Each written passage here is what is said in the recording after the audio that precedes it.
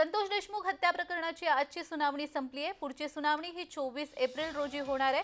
आरोपींच्या वकिलांना कागदपत्र आणि इलेक्ट्रिक डिव्हाइस दिले असल्याचं उज्ज्वल निकम यांनी म्हटलेलं आहे। देशमुखांना मारहाण करतानाचा व्हिडिओ कोर्टात सादर केला असल्याचं देखील त्यांनी म्हटलंय। वाल्मिक कराडची संपत्ती जप्त करण्याची कोर्टात मागणी केली आहे। आपल्या विरोधात कोणताही पुरावा नाही असा अर्ज कराडने कोर्टामध्ये दाखल केलेला आहे। निर्दोष मुक्तता करण्याची वाल्मिक कराडने कोर्टात मागणी केली आहे। आपल्याला बीड न्यायालयामध्ये शिफ्ट करा असा विष्णू चाटेने अर्ज केलाय।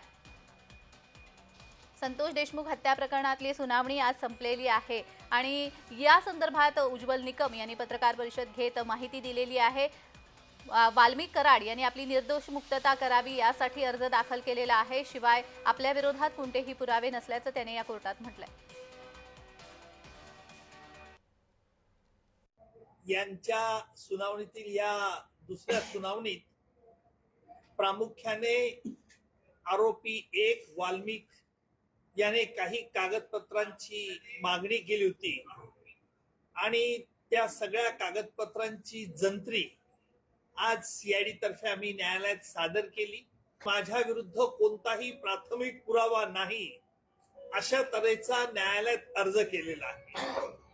या अर्जावरती न्यायालयाने सीआयडीचं म्हणणं मागितलेलं आहे, जे सीआयडीचं म्हणणं येत्या 24 तारखेला न्यायालयात हजर केलं जाईल।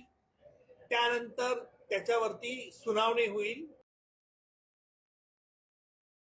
चौथा मुद्दा आजच्या सुनावणीमध्ये आरोपी वाल्मिक याची चल आणि अचल जी स्थावर मिळकत आहे ही जप्त करण्यात यावी असा न्यायालयात आम्ही अर्ज दिलेला आहे।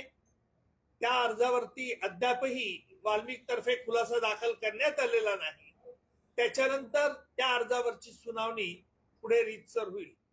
माझ्या समवेत माझे सहकारी ऍडव्होकेट कोल्हे हे देखील आज न्यायालयात उपस्थित होते।